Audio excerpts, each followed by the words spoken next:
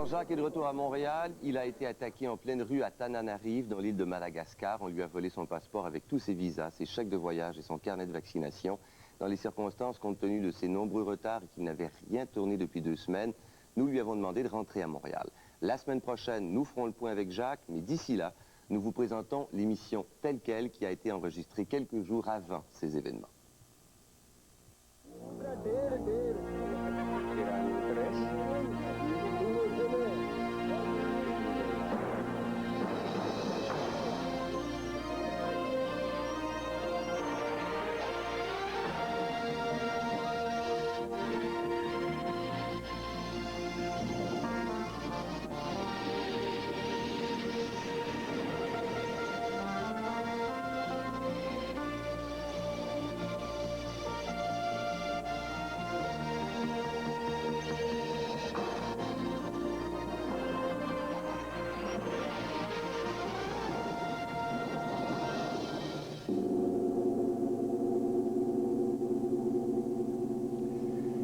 Soyez tous les bienvenus à une autre émission de la course. Eh bien, il fallait s'y attendre suite à la diffusion il y a 2 semaines du témoignage de Jacques Blondin, Maniwaki, qu'il avait tourné au Sénégal. Le courrier a été abondant.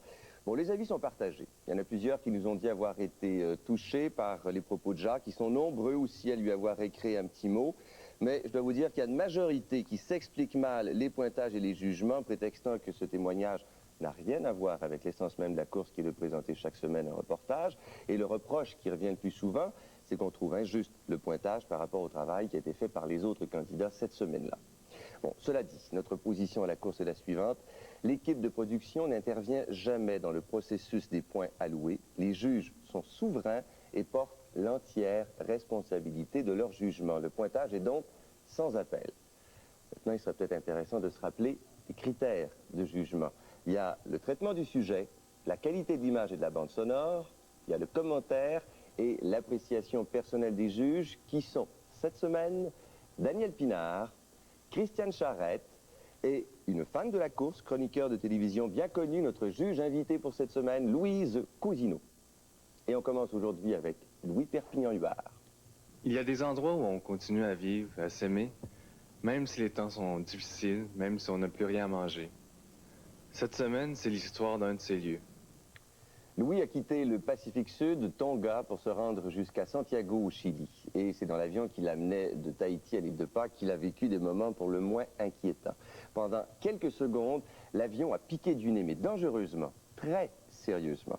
On a fini par expliquer aux passagers que c'est un hublot de la cabine de pilotage qui avait volé en éclats. Alors le temps pour le capitaine de reprendre ses esprits, replacer probablement sa casquette, tout est rentré dans l'ordre. Il a atterri au Chili, il est sain et sauf, tout va bien. Il aime beaucoup cet endroit, il trouve que c'est un heureux mélange entre l'Amérique et l'Europe. Quant à son film qu'il a tourné à 300 km au sud de Santiago, il tient à préciser que s'il est noir, c'est en raison du charbon et du manque d'éclairage. Cette semaine, je vous propose un film noir.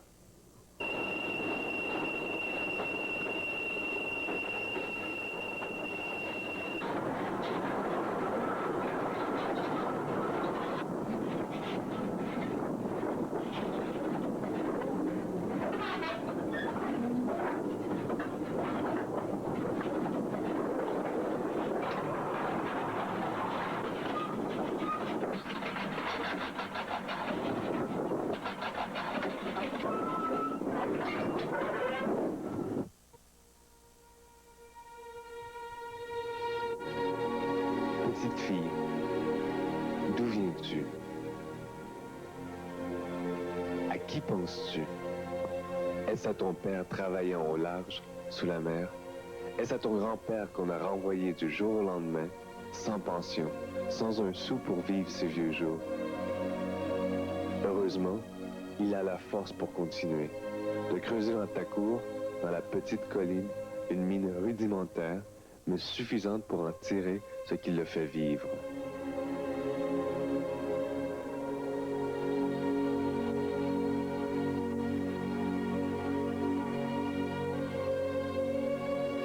Il paraît qu'on va fermer la mine d'État.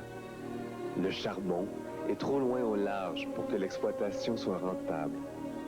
C'est pour ça que ton frère et ses amis n'ont pas de travail. Je les ai vus au village, les amis de ton frère, ivres à mourir, sans espoir, sans le courage pour continuer.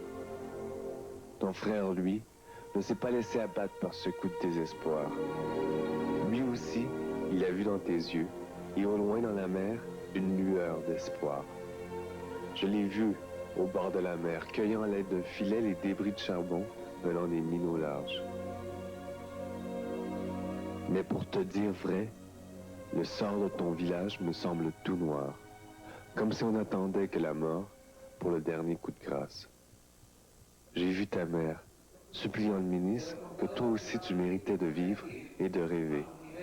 Je suis la mère de 5 enfants. Pour donner à mes enfants un peu de pain, je dois sortir la nuit pour voler. C'est très douloureux. L'année dernière, j'avais au moins un peu d'argent pour acheter des cadeaux. Mais cette année, non. Je n'ai pas autre choix, mais de dire à mes enfants que le Père Noël est mort.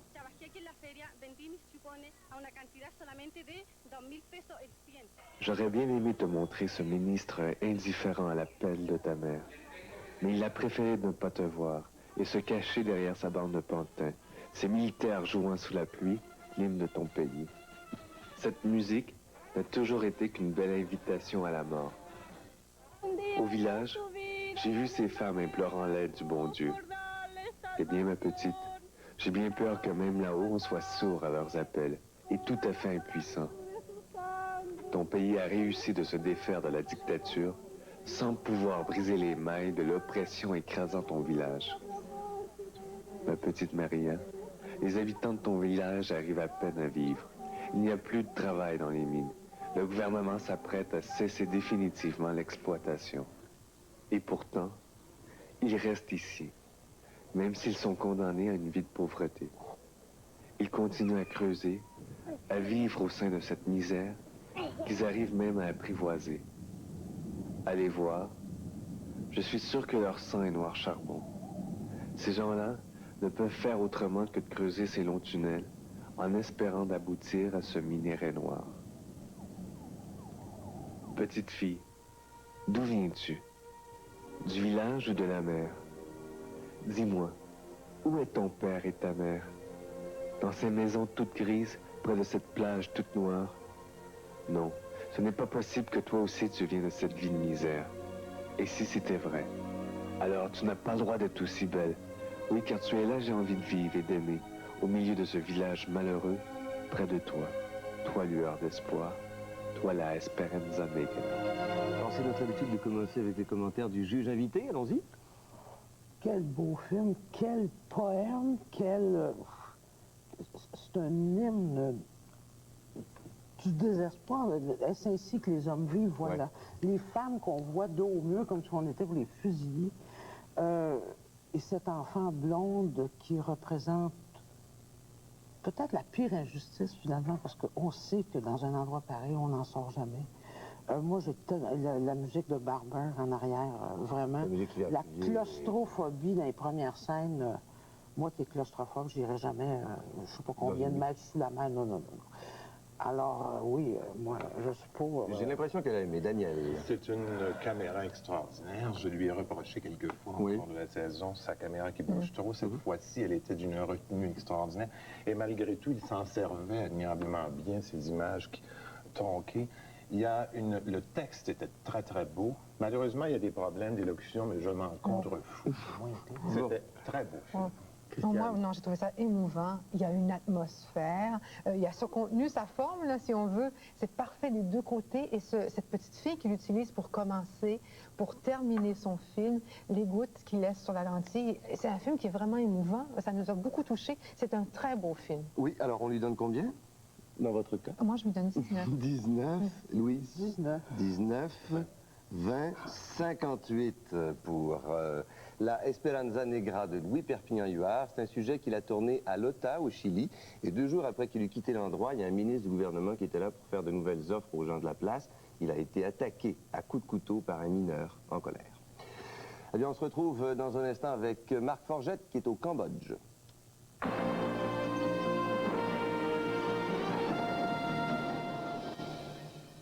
Marc Forgette, Cambodge, film. La semaine dernière, Marc était en Afghanistan. Cette semaine, il est au Cambodge, une autre première dans la course.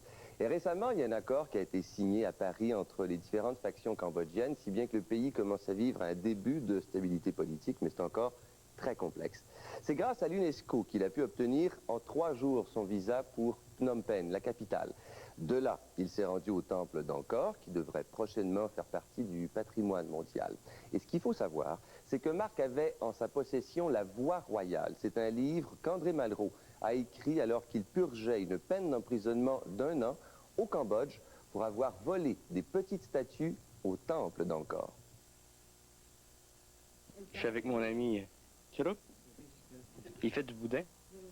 J'ai demandé pourquoi. Pourquoi, Chirou? À cause qu'un méchant touriste français n'a pas acheté son Pepsi. 16 janvier. Voilà bientôt 3 jours que je longe le Mékong, fleuve mythique coulant son lait de Vientiane à Saïgon. Il fait une chaleur d'enfer. Si mes calculs sont bons, Angkor est toute proche. Allez, courage. 18 janvier, le silence affolant de la saison des cigales, la morsure de 1000 millions de fourmis rouges. C'est ici qu'habite Angkor. Angkor, la ville la plus étonnante que les mains de l'homme aient jamais édifiée. Capitale comme Rome, mais dans l'ensemble d'Angkor, on mettrait 10 fois la ville éternelle. Temple comme Notre-Dame, mais on y mettrait 20 cathédrales. Je me glisse sous des fromagers colossaux, enlacés au mur en un assaut minutieux. On aurait dit Samson, tout entier, attaché à la lente dislocation des pierres. 18 janvier toujours, cher monsieur l'éditeur. Il me faudra bien quelques semestres supplémentaires pour défricher, le mot est juste, cette Atlantide indo-chinois. បាទខ្ញុំស្គាល់គាត់ជាអ្នកនិពន្ធមែនកាលនោះបារាំងបានបើកសាលាមួយនៅជិតទីនេះហើយគេបានបង្រៀនតាមសៀវភៅ Jules Ferry ឪពុកខ្ញុំបាននិយាយប្រាប់ខ្ញុំម្ដងថាឯងដឹងទេពុកនេះជាមនុស្សទី1ដែលបានជួបគាត់ 22 janvier. Mon amour des vieilles pierres m'apporte de petits bonheurs. Je me suis fait un ami. Il s'appelle Darai et semble fasciné par la pilosité de mes bras. Il m'appelle en riant le singe. Je crois qu'il est très fier de me conduire chez le vieux. ព្រះសង្ឃអង្គនេះចេះទស្សទាយចតារាសីព្រះអង្គមានពុទ្ធដីកាទៅកាន់លោកម៉ារ៉ូថាអាត្មាឃើញយុវជនក្មេងៗក្នុងឯកសណ្ឋានពណ៌ខ្មៅពួកនេះមើលទៅនៅក្មេងណាស់គេមិនញញឹមទេអាត្មាក៏ឃើញប្រជាជនចូលនន្ទ្រាដែរតែគេនន្ទ្រាមិនត្រោកមានអាគីនិងលោហិតមើលទៅវាដូចជាសង្គ្រាមជនល្អិតខ្មៅទាំងនេះបានបំផ្លាញចោលអស់នៅពុទ្ធបដិមាករជាទីគោរពរបស់ប្រជាជនបន្ទាប់មកឃើញប្រជាជនរាប់សិបនាក់គេមើលទៅមោះមុតណាស់គេសង្ឃឹមថាប្រជាជនទូទាំងប្រទេសនឹងមករស់នៅដល់ថ្ងៃស្លាប់នៅទីនេះដូចពីសម័យដើមលោកមានពុទ្ធដីកាទៀតថាអនាគតមិនទៀងទាត់ទេ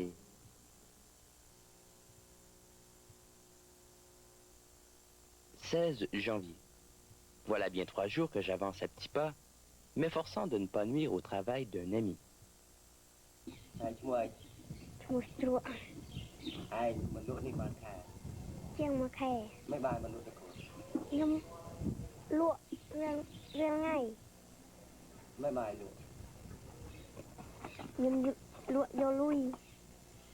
18 janvier.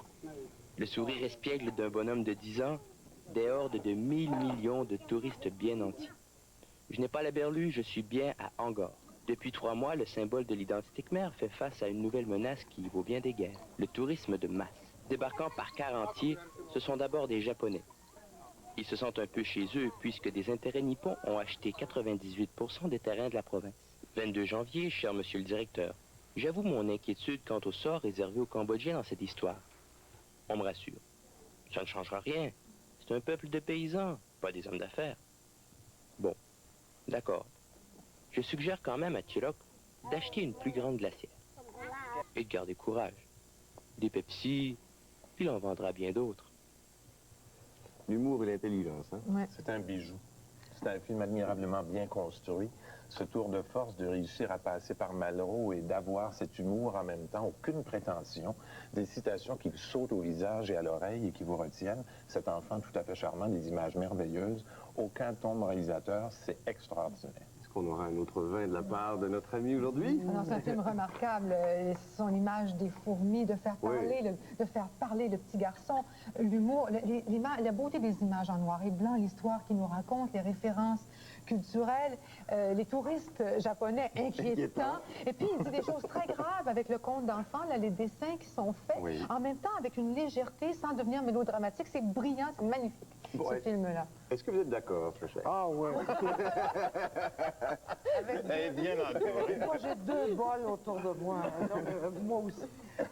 C'est un séducteur, Marc Forget. C'est bon, il est drôle. Et je regardais ça, je dis, Malraux partait avec les statues. Puis là, maintenant, les touristes laissent leur canne à terre. Ouais. Quel pays, c'est... Le Cambodge est tout arrivé dans ce pays-là. Et pourtant, ce pays survit, mais pas grâce à nous. Hein. Alors, vous lui donnez combien, vous? Moi, là? Oui, là. 19, là. Bon, d'accord. 20. 20. 19. Quel Je lui aurais donné 22. Ils ne se sont mais pas gars, consultés, voilà. 58 pour Indochine de Marc Forget. Ok, mais ça va comme ça, puis comme ça. Là, t'enlèves ça. Après ça, oups, t'enlèves ça. Je suis pas très délicate. Puis là, t'as ça. Puis, ben finalement, les sushis, c'est du poisson emballé, hein. Sophie a quitté la Chine pour Tokyo, au Japon. Elle habite chez Marvin et Isabelle. Ce sont 2 Québécois qui nous avaient écrit cet automne pour nous offrir leur hospitalité. Elle n'en revient pas de ce qu'elle voit. Et tu te promènes à l'heure que tu veux, dit-elle, tu te sens en sécurité. Contrairement à ce que plusieurs ont déjà dit, les Japonais sont très gentils, très sympathiques. Il y a la situation de la femme qu'elle trouve déplorable. Et lorsqu'il a jeté à terre, c'est ce petit mécanisme qu'on trouve dans les toilettes de femmes, un petit bouton sur lequel on appuie, qui simule un bruit d'eau pour enterrer le bruit du pipi qui en gênerait plusieurs. Ce qui arrive, c'est qu'avant, on gaspillait trop d'eau. Enfin, toujours est-il que le sujet qu'elle nous présente aujourd'hui, elle l'avait en tête depuis son départ de Montréal. Je sais que c'est connu, puis je sais que c'est su. Mais ça dérange pas quand t'arrives à Tokyo, ça surprend pareil. Tout est trop bien emballé, tout est trop bien chloré, tout est trop bien planifié. T'es top du monde, Tokyo. Ça va, tu peux t'arrêter. Tu flashes, t'es criarde, t'es une glande produisant de l'argent puis des néons. C'est quoi ça, des machines distributrices à bouteilles de whisky? Oui, j'ai vu 3 personnes en acheter, puis la machine leur répondait toujours la même chose. C'est le fun comme conversation, ça. Puis comment qu'on fait pour se retrouver là-dedans? Je vais te le dire, ce qu'on fait. On part écrabouiller des hyènes sous les roues des trains, ou on se laisse séduire par l'absence de temporalité du buto. Je me souviens, la première fois que je l'ai vu, c'était au Festival de danse de Montréal. Puis je me souviens, j'avais vu ce vieux corps se donner sur scène. Puis j'avais trouvé ça bien bizarre. J'avais trouvé ça grotesque, mais j'avais trouvé ça beau aussi.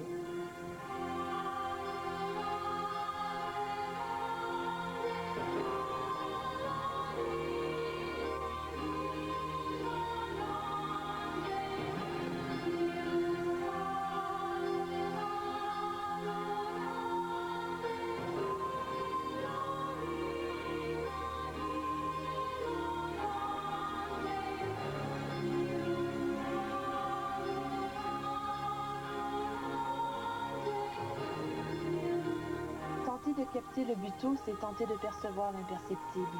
Ressentir l'abîme émotionnel emprisonné à l'intérieur d'un corps. Rechercher les nuances subtiles des expressions et le contraste violent de la lumière et des ombres. De façon paradoxale, on ne se sert pas uniquement de la lumière pour isoler et glorifier la danse sur scène, mais plutôt pour mettre en évidence la profondeur de la noirceur, d'où toute vie a émergé. Le buto est né de ce vouloir de se défaire des danses traditionnelles du Japon en se dépouillant des artifices. Il commence avec un esprit de révolte, en se détachant des règles et en dérangeant les formes existantes. On explore avec le corps pour le laisser s'éclater. Et pour le buto, alors qu'un costume ou un maquillage peut recouvrir le corps, c'est le corps qui est le vrai costume de l'âme. On ne veut plus parler à travers le corps, mais on cherche plutôt à laisser le corps parler de lui-même, rejetant la superficialité de la vie de tous les jours. Au lieu de rejoindre un idéal esthétique, Le danseur Buteau tente de libérer son âme, de révéler l'être humain dans sa banalité, son érotisme, sa grossièreté, et d'exprimer les joies et souffrances de la vie. Pour y arriver, il se sert de l'image androgyne. Comme moi, Yori aura vu le père de la danse moderne japonaise et le maître du Buto se donner sur scène. Comme moi, il aura été séduit par la performance à en couper le souffle.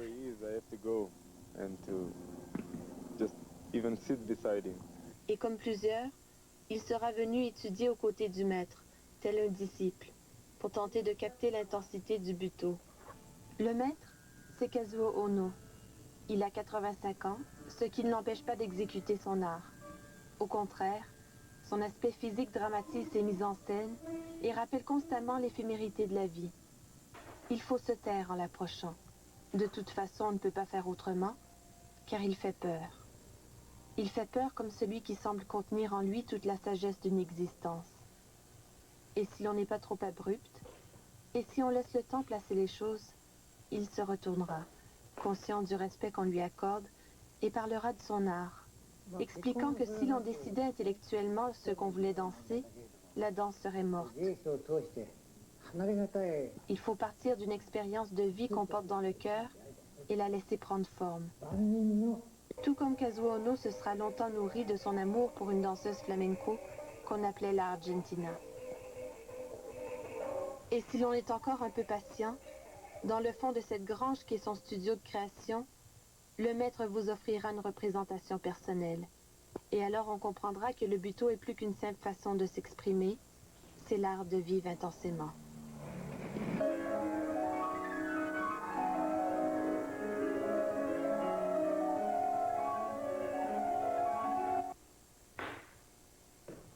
Alors, oui, Christiane. Oui, ben moi j'aime bien son sujet. Bon, puis elle va chez Kazuo Ono, puis elle montre bien ce que c'est le Buto, puis elle aime ça la danse. Alors, il y a une passion personnelle. Bon, il y a ces images magnifiques au début des ombres, là, ça c'est vraiment beau à voir. J'aime aussi comment elle y arrive, c'est-à-dire qu'elle monte Tokyo, le Tokyo auquel on s'attend. Elle le refuse un peu, mais elle s'y tue, ça fait ressortir le contraste du Buto. Puis il y a le maquillage, les étapes. Il y a un côté documentaire qui est bien réussi. Non, j'aime bien, je trouve que c'est bien fait. Quelle belle sortie, hein? Oui. Ah oui, elle a réussi à faire danser Kazuo Ono, ça c'est bien. Ben, continue, Daniel, vas-y. Ben, j'ai adoré la sortie. C'est-à-dire, ce que j'aime beaucoup, c'est dans ce que fait Sophie, c'est les cadrages, dans lesquels tout à coup, il y a cet espace inhabité, dans lequel les gens rentrent et sortent. Et dans ce cas-ci, c'est habité par lui. Tout à coup, vous êtes prisonnier ou prisonnière du vide. Je trouve ça bien beau. Justement, tout le Japon est là, le Japon moderne, le Japon ancestral, traditionnel, peut-être le vrai, je ne sais plus lequel est le vrai. C'est un super beau film, et c'est vrai, l'hermaphrodite, cet homme-là, c'est à la fois un homme, une femme, avec son chapeau, on ne sait plus ce que c'est. Tout est là encore dans ce vieil être. Moi, j'ai trouvé ça tellement un beau film. Et vous lui avez donné combien? Ah, moi, j'y ai donné 19. Moi, je suis parti là-dessus. C'est une bonne journée? Je lui aurais donné 20, sauf que je trouve qu'il y avait trop de texte. J'aurais voulu baisser le son, même si le texte était admirable. C'est vrai que le temps est trop court. Alors? 19. 19 aussi. Moi, je lui mets 17. 17, total donc de 55 pour Sophie Lambert et Cérémonie secrète pour un hermaphrodite.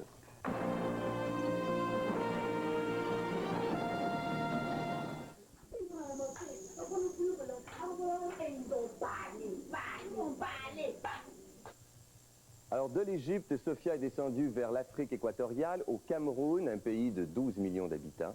Pas facile de filmer là-bas, les gens sont écœurés de l'image négative qu'on donne de l'Afrique. Son sujet, c'est l'histoire de gens qui se prennent en main. Un sujet intéressant, dit-elle, mais elle rajoute « Je ne fais pas de striptease ». Alors Jean-Pierre Mars dira sûrement que je fais une rechute journalistique au diable. Sur le plan économique, c'est un mode d'épargne et de crédit dans lequel des individus se mettent ensemble, cotisent la même somme au bénéfice d'une personne du groupe. Lui, c'est M. Bikanda, un intellectuel camerounais qui a écrit un livre très savant sur les tontines. Un livre un peu trop savant pour moi d'ailleurs, qui n'a jamais rien compris au système économique, système bancaire, crédit, tout ça. Mais la tontine, c'est pas compliqué. Imaginez qu'on est dimanche. Ça, c'est pas trop difficile pour vous. Imaginez qu'on est 10 personnes assises autour de notre petite table. Que chacune des 10 personnes dépose 1000 francs au centre de la table et qu'une personne prend le magot et part avec et que personne ne dit rien. Personne ne dit rien parce que chacun sait que la personne va rembourser la totalité des 10 000 francs à coût de 1 000 francs par dimanche. Personne ne dit rien parce que chacun sait qu'un beau dimanche, ça va être leur tour. C'est aussi simple que ça, puis ça a un joli nom. Ça s'appelle la tontine. C'est simple comme ça, mais c'est loin d'être un jeu d'enfant. Aujourd'hui, samedi, à Nilon, un des quartiers les plus pauvres de Douala, dans le fond d'une sorte de cour en ciment et en tôle, c'est les grands préparatifs pour la fête. Il y a plusieurs mois déjà que M. Gabriel est mort, mais c'est seulement aujourd'hui qu'on célèbre son deuil. Pour la simple et bonne raison que c'est seulement la semaine dernière que sa fille Jeanne a enfin rapporté à la maison le magot de la tontine. La tontine, c'est aussi un groupe d'entraide. C'est-à-dire que vous savez que chez nous, il n'y a pas des systèmes de sécurité sociale et le système des assurances ne touche pas les populations souvent démunies. Et dans les populations les plus démunies, la tontine prend souvent l'allure d'un véritable culte. Même si les membres de la tontine n'ont en principe aucune raison d'être de la fête, on les invite parce qu'ils ont permis de financer l'événement. Chacun est invité au mariage, au baptême, au deuil de l'autre et il n'y a rien à redire là-dessus. Quoi qu'il arrive, personne n'est seul. La tontine est toujours là. D'ailleurs, vous savez, un des principes de la tontine, c'est de dire que la tontine n'est pas malade. La tontine n'est pas morte.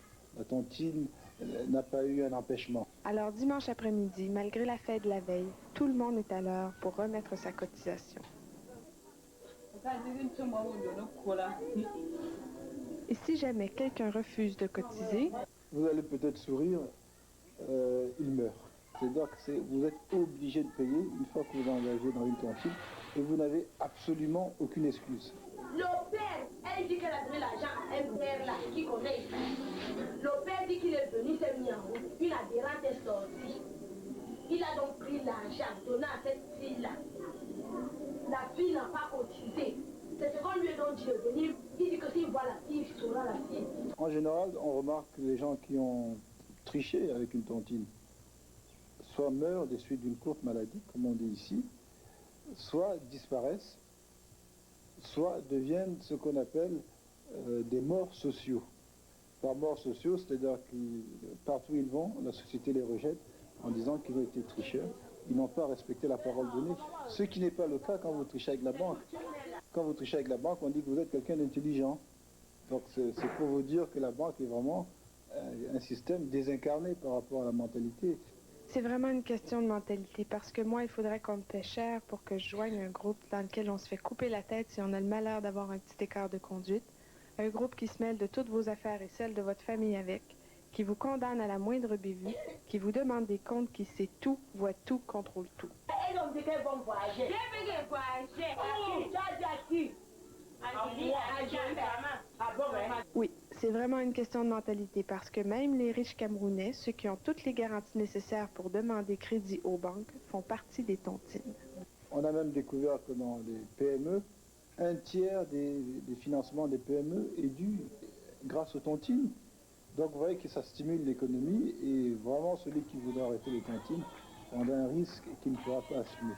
Sans papier, sans contrat, basé sur la parole donnée, la confiance, en chantant et en dansant, près de 85% de l'économie camerounaise est en dehors du système formel et se finance grâce aux tontines. J'adore l'expression tontine. C'est joli. Ah, c'est joli, Louise. Bon, si on pouvait bien le dire comme ce monsieur-là, nous on dit tontine. Alors, Ben Achalant, très intéressant ce sujet. Moi, j'aurais juste voulu savoir combien de fois on l'a dans une vie, une tontine. Est-ce que le jackpot de la loterie, on n'est jamais sûr de l'avoir, mais ça, semble-t-il qu'on l'a. Mais combien de fois c'est pas dit, est-ce que ça paie des intérêts non plus? Sophia nous a dit au début du film qu'elle n'était pas très ferrée en économie. Quelle bonne présentatrice. Ah, elle est excellente. Elle donne le goût de voir son film. Ça va finir à la télévision. Ah oui, elle, c'est ça. Ah ouais, Daniel. Effectivement, on ne peut pas lui demander de donner un cours d'économie. Pour une économie si différente de la nôtre, en 3 minutes et demie ou 4 minutes, ça n'a aucun sens. Mais il reste effectivement qu'il y a des questions auxquelles on aurait peut-être dû répondre. Il y a aussi un problème dedans, ça me fatigue souvent dans ce qu'on nous présente, c'est l'expert, entre guillemets, et on vous montre les femmes, l'expert, les femmes, l'expert. Tout à coup, elle a eu la bonne idée de garder la voix de l'expert et de nous montrer les femmes. Bon, Déjà, ça aide. Mais le seul moment où on tenait à le voir, c'est quand il disait « on en meurt, finalement ». J'y crois. Ça, j'y crois absolument. Je suis certain Il reste presque plus de temps. Moi, je trouve que le choix de son sujet, c'est formidable. Ça, elle économise ses interventions, mais sa présentation au début, c'est clair, c'est brillant, c'est bien fait, c'est sympathique. Comment on rembourse? Ça, elle n'a pas répondu. C'est malheureux, comme disent Daniel et Louis. Il le remet à 10 euros. Chaque semaine, ils mettent 1000 oui, francs. c'est ça. Oui. Bon, là, écoutez, je suis obligé de vous arrêter parce alors. qu'on n'a plus de temps. On en parlera plus tard. Combien? 16. 16. Ah, bon, je vais y aller pour 17 quand même. Bon, ben, allez-y donc pour 17, vous. 16. 16 aussi, total 49 pour Tontine, quand tu nous... Tontine, j'ai bien dit Tontine. Tontine, quand tu nous tiens, de Sofia Borovchik. Voilà. Avant que tu quittes pour le Kenya, j'aimerais bien que tu goûtes une dernière fois l'île Maurice. Ah, non. Ça goûte meilleur que le coq. Alors Gérald est toujours dans l'île de ses rêves et bon, tout va bien, tout le monde est beau, tout le monde est gentil, vous allez le voir dans son document d'ailleurs. Il est sous le charme, tout est parfait, le pays, la température, même la situation économique. Alors c'est l'île Maurice, on regarde ça. J'étais supposé partir, mais j'aime bien ça l'île Maurice. Fait que j'ai resté une semaine de plus. L'île est surpeuplée, avec 527 personnes par kilomètre carré, soit plus d'1 million de population perdue dans un petit coin du monde où l'économie en général est bien fragile. Pourtant, sur Maurice, tous ces gens se trouvent du boulot. Je viens de passer juste mes 3 ans à l'extérieur du pays. En entrant ici, tout de suite, bouf, j'ai eu un emploi comme ça. Certains employeurs semblent découragés. Monsieur le couturier, dites-moi donc, c'est quoi votre problème? J'ai environ une trentaine de machines, mais j'ai seulement environ une vingtaine de travailleurs. Tout le temps, on manque de travailleurs. L'heure est au compromis. J'ai trouvé un patron qui est très facile pour moi, qui me dit même, tu peux entrer quand tu veux, l'heure que tu veux, et si tu ne veux pas venir un jour, tu peux rester à la maison te reposer. Viens Gérald, je te présente mon patron. L'entre-gens des Mauriciens, c'est inégalable, puis ça ne fait sûrement pas tort à leur succès. Voilà, c'est mon nouveau patron. C'est à cause de lui qu'il y a trop de travail. Le premier ministre Anirudh Jagnnath. On manquait un homme de décision. Il a pris des décisions. Quand il faut prendre des décisions. Homme sans pitié. Depuis 10 ans, il a lutté contre la drogue, a presque assassiné la mafia, a créé le poison anti-chômage. Puis c'est aussi à cause de lui que la reine Victoria s'est retournée dans sa tombe le 13 décembre dernier.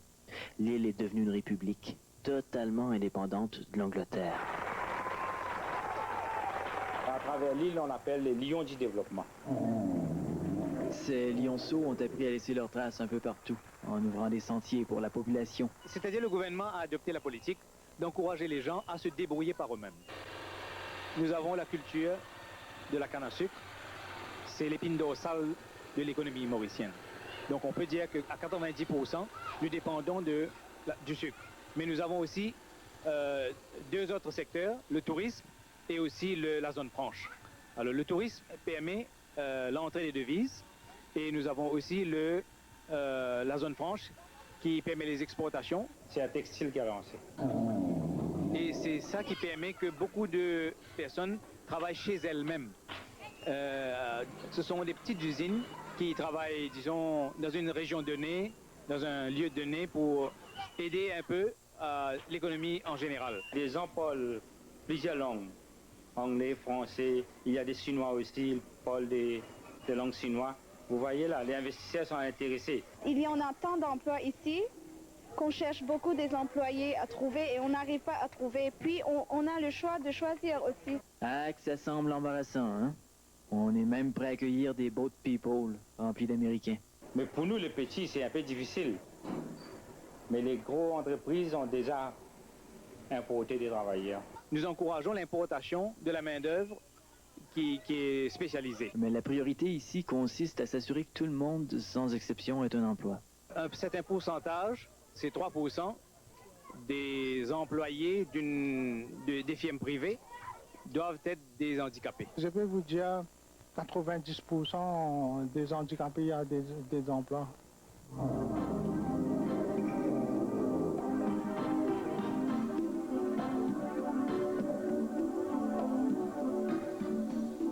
L'île Maurice, un grand petit pays qui donne l'emploi à tout le monde. Sauf qu'il y a parfois un prix à payer pour le progrès. L'environnement a souffert du développement économique de l'île. Parce que peut-être qu'on ne s'était pas préparé pour cela à une certaine époque. On avait laissé les usines s'implanter là où ils voulaient. Débordés de travail, les Mauriciens prennent toutefois le temps de vivre.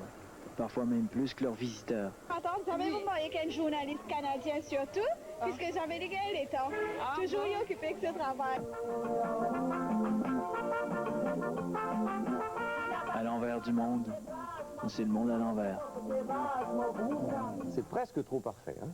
Il y a quelque C'est chose le là-dedans. paradis. Ça me trouble. J'ai l'impression que ça n'est pas possible, par exemple, qu'un pays vive de 90% de son économie soit basée sur la canne à sucre, quand on connaît l'effondrement du cours du sucre, quand on connaît les très, très bas salaires qui doivent être payés. J'ai l'impression qu'il s'est laissé prendre par un mirage urbain où on fait une sorte de petite construction économique et qu'on essaie de recycler les gens. Toutes les compagnies textiles qui ferment ici, j'ai l'impression qu'elles sont là. Par contre, on nous a exporté Pierre Pasco, alors. Est-ce qu'on a raison de se plaindre? Oui, mais... C'est pas à nous de juger. Continuez.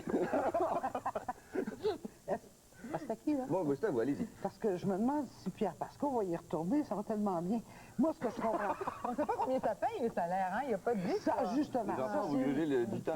Quand tu as autant d'emplois et si peu d'employés, en général, les salaires montent. Il n'y en a pas été question. J'avais l'impression un peu d'assister à un film de propagande. Ouais. C'est le fun, mais ça me convainc absolument pas. Là. Moi, je m'en irais pas travailler à l'île Maurice tout de suite. Comme film, je trouve ça engageant, optimiste. J'aime bien ces témoignages de gens, mais effectivement, ça nous laisse sceptiques, puis il ne nous rassure pas sur la pertinence de son propos. Est-ce que ça peut aller si bien quelque part? Il y a un certain problème. Ça va bien pour le pointage? Combien? 15. 15? 15. Oui, moi aussi 15. 15,45 total pour Danse, Elle danse de Gérald Gilbert. Et voici maintenant les prix qu'il pourrait gagner cette année. Un contrat d'1 an en réalisation à l'ONF. Un stage rémunéré d'1 an à la télévision de Radio-Canada, soit en journalisme, soit en télévision. 5 000 offerts par Radio-Canada et un stage de 5 000 à Bellevue-Pâté.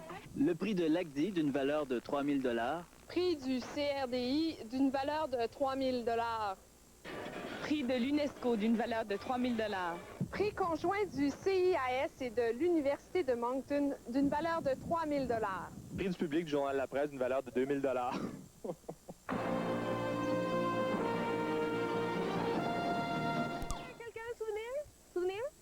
Souvenir? Marie-Claude n'a passé que 8 jours au Tibet et pourtant elle nous envoie aujourd'hui un deuxième reportage en provenance de Lhasa, la capitale du pays.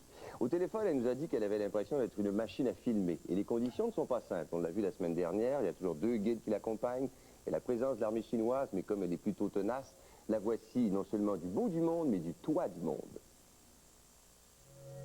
Allume une chandelle pour moi, vieil homme. Allume une chandelle et éclaire-moi le chemin. Tu sembles savoir où aller.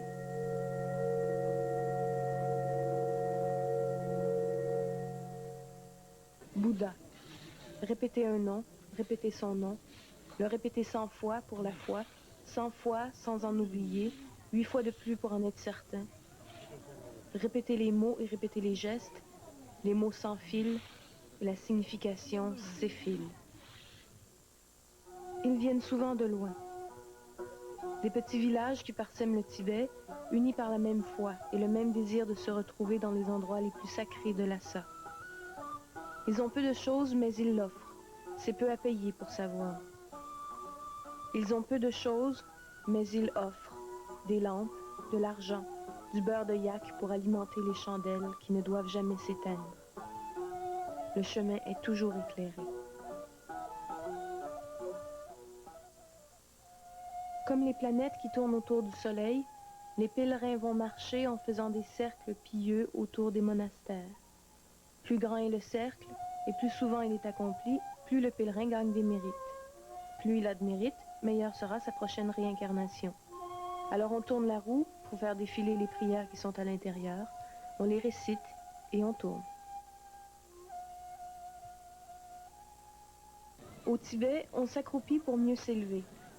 En face du Jokang, le pèlerin qui a pu marcher jusqu'à des semaines pour y arriver va passer la journée à s'agenouiller, s'accroupir pour s'élever, se courber pour s'agrandir, s'aplatir pour s'envoler.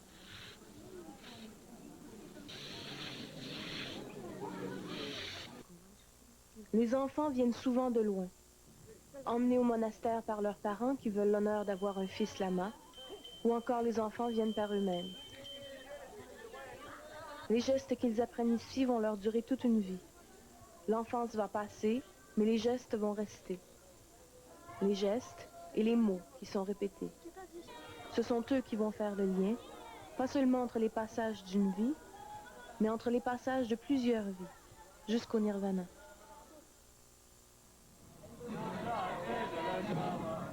Les lamas et les apprentis viennent au temple pour prier, réciter, chanter, méditer.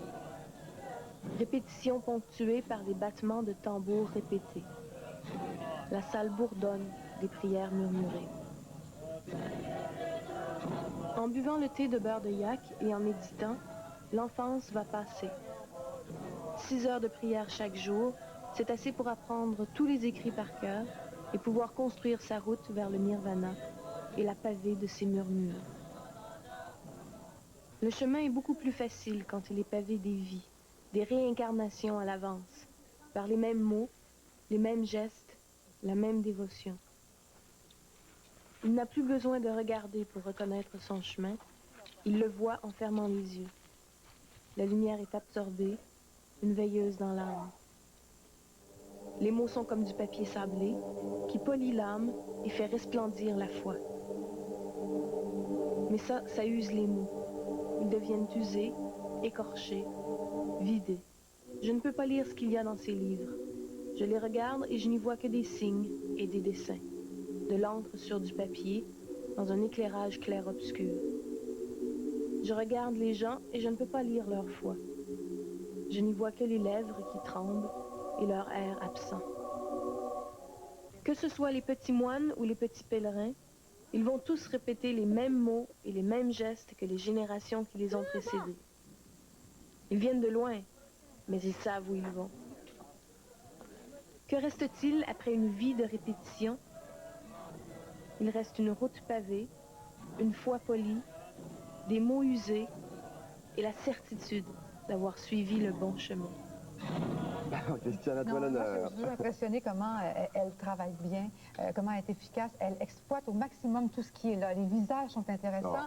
Elle y va. Les lieux, le temple, on rentre avec elle dans le temple. Il y a aussi la diversité des points de vue. Par exemple, le mouvement de prière qu'ils font, que j'avais d'ailleurs jamais vu, elle l'exploite beaucoup. Il y a une répétition et elle le répète avec différents points de vue. C'est une fille qui travaille d'une manière très intelligente.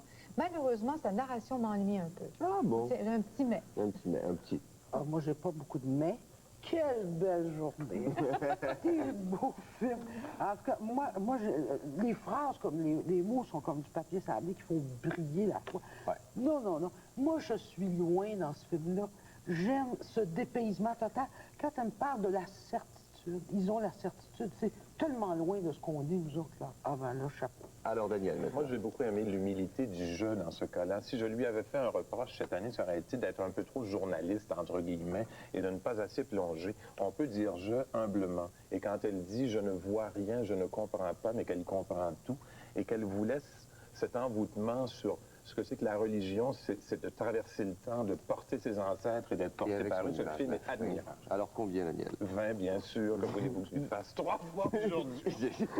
Le courrier, les amis. Louise. Elle avait bien haï mon article. Elle va bien aimer mon point. 20. Bon.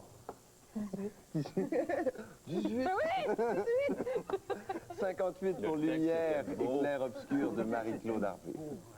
Dans le journal La Presse d'aujourd'hui, vous trouverez un coupon. Vous le remplissez et vous nous le retournez par la poste. Un seul coupon par enveloppe. Nous acceptons les facsimilés, mais pas de photocopie. En répondant correctement à la question, vous pourriez gagner chaque semaine un certificat cadeau d'une valeur de 150 $ offert par Ulysse, la librairie du voyage. Vous recevrez en plus un exemplaire du livre La course d'Europe-Asie à destination monde, publié aux éditions Saint-Martin. Et c'est pas tout, puisqu'à la fin de l'année, nous procéderons au tirage du Grand Prix du public parmi tous les coupons reçus. Et 2 personnes s'envoleront alors sur les ailes d'Air France à la découverte de l'Inde du Nord et du fabuleux Kenya. C'est un prix d'une valeur de 16 350 $, une gracieuseté d'Air France et du Club Aventure. En réponse à la question de la semaine dernière, quels sont les 2 pays visités pour la première fois dans la course? Il fallait nous répondre l'Afghanistan et le Tibet. Félicitations à la personne gagnante. Aujourd'hui, nous vous demandons sur quoi repose principalement l'économie mauricienne. Pierre Pasco. Sur quoi repose principalement l'économie mauricienne? On est de retour après la pause.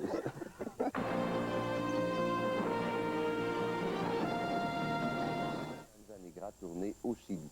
55 points pour Cérémonie secrète pour un hermaphrodite de Sophie Lambert.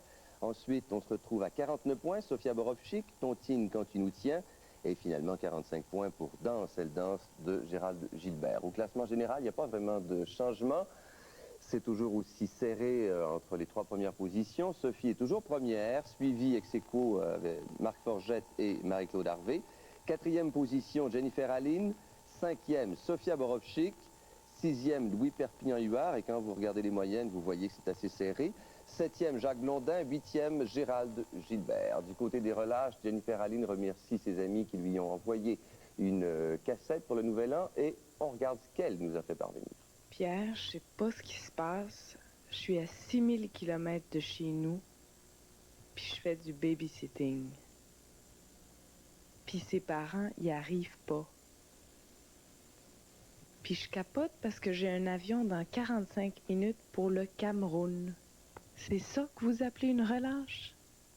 Alors, les parents sont revenus à temps. Je vous rassure tout de suite, Jennifer est partie pour le Cameroun. Tout va bien. Mais je ne peux pas en dire autant de Jacques Blondin. On n'a rien reçu cette semaine. C'est la deuxième fois qu'il ne présente pas de relâche. Deuxième fois qu'il est absent de l'antenne. En conséquence, le directeur de la course, Claude Morin, se voit obligé de lui servir un avertissement. C'est le troisième qu'il a depuis le début de la course.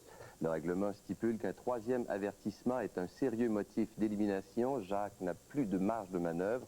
Un autre avertissement, et il est évident qu'on le rappelle, à Montréal. Là-dessus, où seront-ils la semaine prochaine? Jennifer Aline est dans la région de Yaoundé, au Cameroun. Marie-Claude Harvey à Delhi, en Inde. Gérald Gilbert à Nairobi, au Kenya.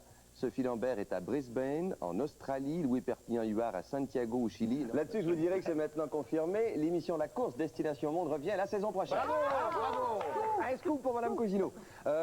Ceux qui veulent participer, vous nous écrivez la même adresse qu'il y a sur le coupon là, pour le concours, mais prenez la peine d'inscrire sur votre enveloppe demande de dossier. Je vous donne tous les détails de toute façon dimanche prochain et je vous dis tout de suite, nous ne prenons pas les appels téléphoniques.